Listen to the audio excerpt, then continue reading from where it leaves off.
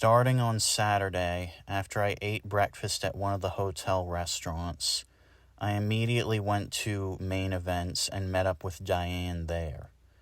We saw the Great Panel Randomizer. I don't entirely remember it, but it was still pretty funny, along with the AV team getting heaps of praise. Which, let's be honest, any AV team or any AV device deserves praise. So after that ended, I briefly went back to my room to eat up lunch. Then I went back down just in time for the next panel, My Little Millionaire, which was also hosted by Bobby Sees, which also went overtime, I think. I do remember I had to leave again before the panel was over to eat lunch. And when I got back down to the con area, I found out Diane was already out at lunch. So I just roamed about the massive space for a bit, which was honestly a plus. This hotel was impressive from every angle. Until I went downstairs to Cumberland E, where I saw Lightning Bliss was hosting a panel. You might want to remember her, by the way. With some hesitation, I went in and sat down. It was about how to make an alicorn OC. While yes, it did explain the Brony fandom's complicated relationship with alicorn OCs, along with some insightful story details to make it seem more believable, I learned some real things about Lightning Bliss, the character and the person behind her. Workaholic, stubborn, and a people pleaser.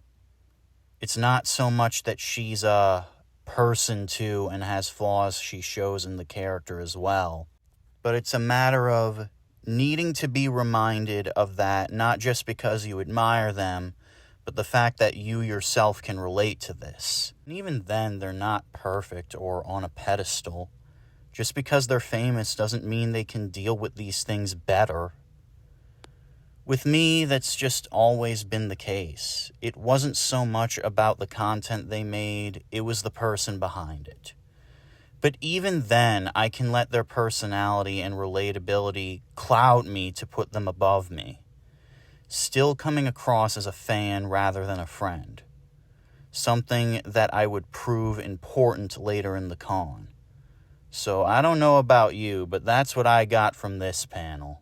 It's almost as if the people we admire aren't godlike alicorns. After that intriguing panel from Lightning Bliss, I went to another panel hosted by Minty Root and a colleague of theirs, Film Bronies, The Ride Never Ends. And as an aspiring filmmaker, of course I needed to go to this one. So aside from talking about what it takes to be a filmmaker, let alone one in the Brony fandom, we also talked about MLP's film history in general. The first film we covered was MLP the movie, the original from 1986, where I was first introduced to this. Something bad is coming down. Have you heard the news? Listen up. It's high, running high. Nothing can stop the smooth. You can't stop me. See the way it slithers forth, spewing gobs of ooze. I love booze. Here it comes, right now. Nothing can stop the smooth. No way.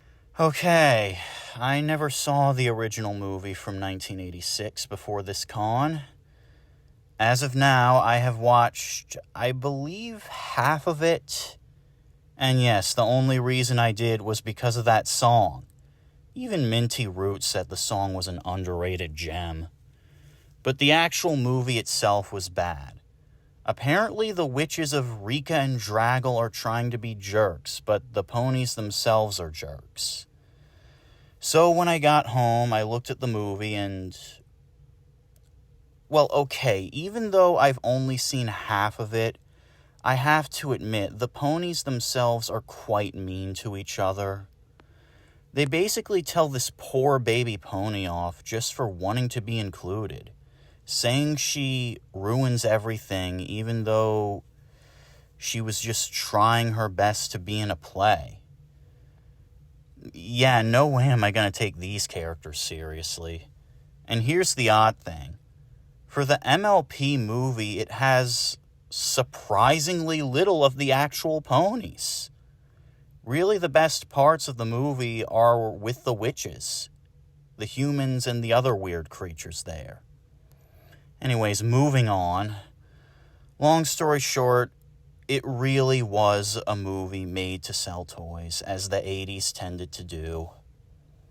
But then we were shown another movie at this panel that I honestly was not expecting. It was called Eco el Cabalito Velante, or Eco the Brave Little Horse, or Pony. It had nothing to do with MLP itself. It's just an Argentinian movie that just happened to have talking horses in it. It's very obscure, and really its only exposure is through the Brony fandom, just by virtue of having talking horses in it.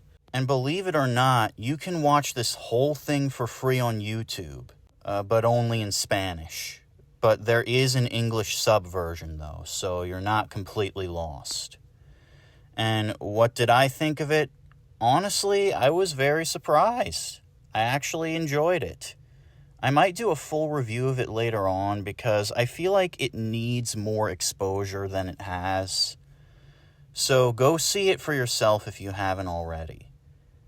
And after that, they mostly showed a whole bunch of art house films that I can't remember the name of. So if you guys find a recording of this panel, please send that one to me too. And watch it if you haven't. And this is probably a good time I should bring this up. My YouTube sub count.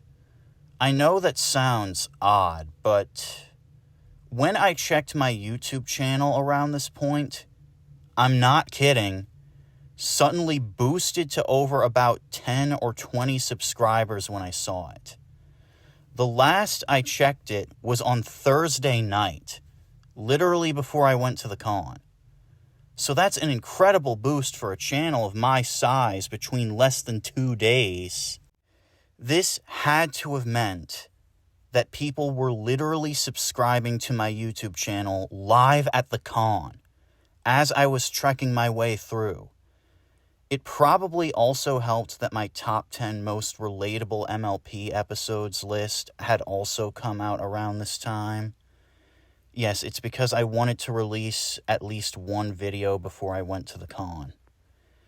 So, why and how did this happen? I don't know. People were approaching me and were fascinated by me, so I assume it had something to do with that. Now that you've subscribed, I see your fascination was genuine, so thank you guys very much. Anyways, after I realized this, I went to my next panel at Cumberland E. Daily Dose of Pony, Hidden Gems. Basically, yeah, it was finding hidden gems on smaller brony channels. I went to it because I figured it was a worthy enough panel to attend after I wasn't able to attend the small-time horse YouTubers panel from yesterday. I figured it would have similar themes to that panel.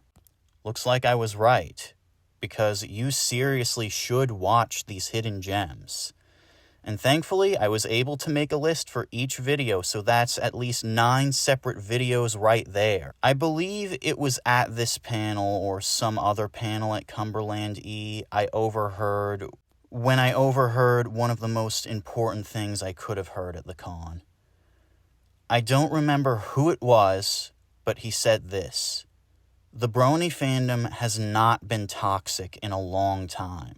And after taking a while to seriously think about that, I seriously think he has a point. It hasn't been toxic since at least late 2022. 2023 is where I really noticed a change, even if I was too blind to really see it. What I needed to do was experience it, which maybe I'll talk about some other time. And speaking of experience, what better way could you experience the best of the brony fandom than a brony convention? I mean, of course, I had seen the best of the fandom that I was always used to. Aside from meeting a few online friends for the first time, you had people who just cared about each other at the con.